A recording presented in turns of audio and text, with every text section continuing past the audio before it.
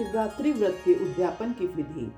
ऋषि बोले, सूत जी, अब हमें शिवरात्रि व्रत के उद्यापन की विधि बताइए, जिसका अनुष्ठान करने के साक्षात भगवान शंकर निश्चय ही प्रसन्न होते हैं। सूत जी ने कहा, ऋषियों, तुम लोग भक्ति भाव से आदर पूर्वक शिवरात्रि के उद्यापन की विधि सुनो, जिसका अनुष्ठान करने से यह व्रत अवश्य ही पूर्ण फल देने वाला होता है। लगातार 14 वर्षों तक शिवरात्रि के शुभ व्रत का पालन करना चाहिए।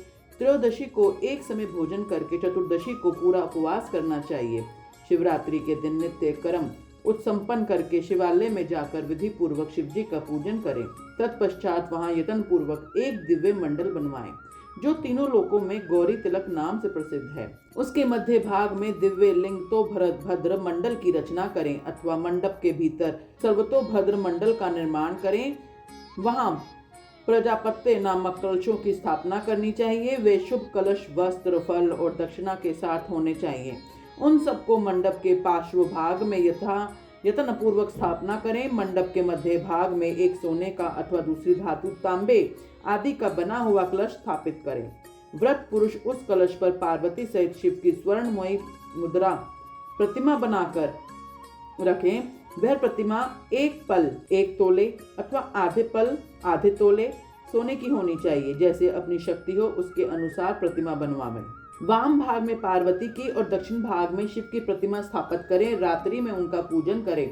आलस्य छोड़कर पूजन का काम करना चाहिए। उस कार्य में 4 ऋत्वजों के साथ एक पवित्र आचार्य का वर्णन करें और उन सब की आज्ञा लेकर भक्ति पूर्वक शिव की पूजा करें। रात को प्रत्येक प्रहर में पृथक पृथक पूजा करते हुए जागरण करें।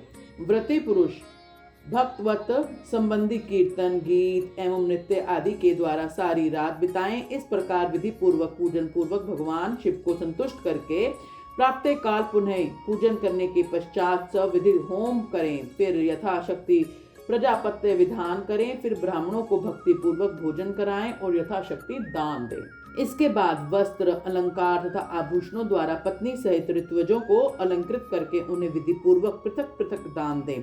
फिर आवश्यक सामग्रियों से युक्त बछड़े सहित गो का आश्चर्य को यह कहकर विधि पूर्वक दान दें कि इस दान से भगवान शिव मुझ पर प्रसन्न हो। तत्पश्चात कलश सहित उस मूर्ति को वस्त्र के साथ वृक्ष की पीठ पर रखकर संपूर्ण अलंकारों सहित उसे आचार्य को अर्पित कर दें। इसके बाद हाथ जोड़कर मस्तक झुका बड़े प्रेम से गदगद वाणी में महाप्रभु महेश्वर से प्रार्थना करें। देव देव महादेव शरणागत वत्सल देवेश्वर, इस व्रत से संतुष्ट हो आप मेरे ऊपर कृपा कीजिए। शिव शंकर, मैंने भक्ति भाव से इस व्रत का पालन किया है। इससे जो कमी रह गई हो वह आपके प्रसाद से पूरी हो जाए।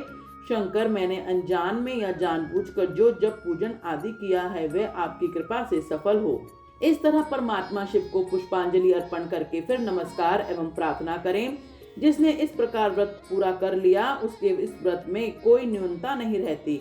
इससे मनवांछित सिद्धि प्राप्त होती है, इसमें कोई भी संशय नहीं है। बोलो हर हर महादेव।